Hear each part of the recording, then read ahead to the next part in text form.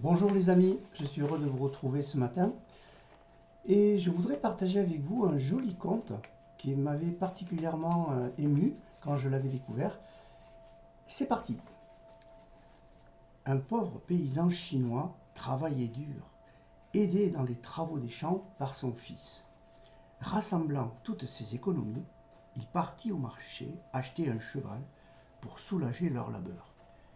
C'est une superbe bête qui tire la charrette pour rentrer les récoltes, rapporter le bois et bien d'autres tâches encore. Ce qui satisfait les deux hommes. Son voisin, voyant cela, se montra jaloux et proposa au pauvre paysan d'acheter son cheval. Le paysan répondit: Ce cheval est beaucoup plus qu'un animal pour moi. C'est un ami, je ne veux pas le vendre.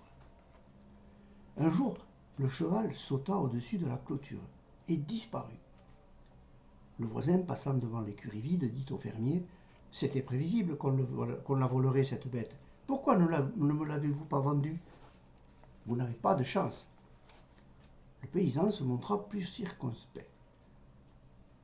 N'exagérons rien, dit-il. Le cheval ne se trouve plus dans l'écurie, c'est un fait.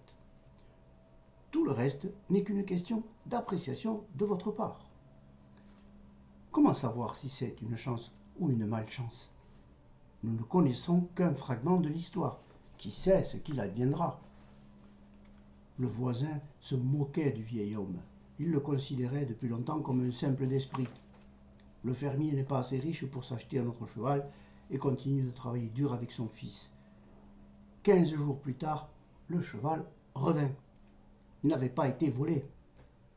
Il s'était tout simplement mis au vert et ramené une douzaine de chevaux sauvages de son escapade.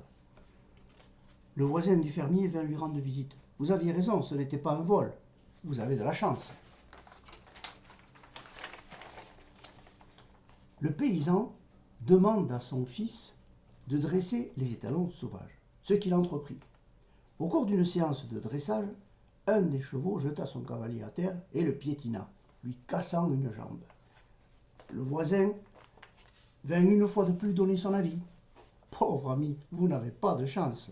Voici que ton fils unique est estropié. Qui donc vous aidera pour les travaux de la ferme? Vous êtes vraiment à plaindre. Voyons, rétorqua le paysan, n'allez pas si vite. Mon fils a perdu l'usage de sa jambe, c'est tout. Qui dira ce que cela nous aura apporté? Nul ne peut prédire l'avenir. Quelque temps plus tard, la guerre éclata. Tous les jeunes hommes du village furent enrôlés dans l'armée, sauf l'invalide. Vieil homme, se lamenta le voisin, vous aviez raison. Votre fils ne peut plus marcher, mais il reste auprès de vous, tandis que nos fils vont se faire tuer. Je vous en prie, répondit le paysan, ne jugez pas hâtivement. Vos jeunes sont enrôlés dans l'armée, le mien reste à la maison. C'est tout ce que nous puissions dire. Est-ce un bien ou un mal? Qui peut le dire?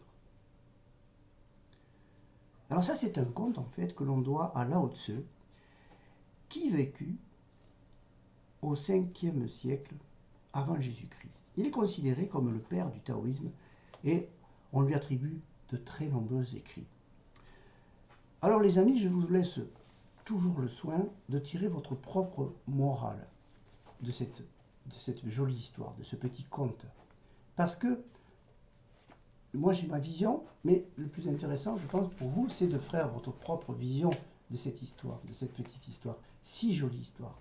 Voilà, je vous souhaite une excellente journée, une très belle semaine, et je vous dis à bientôt. Ciao les amis!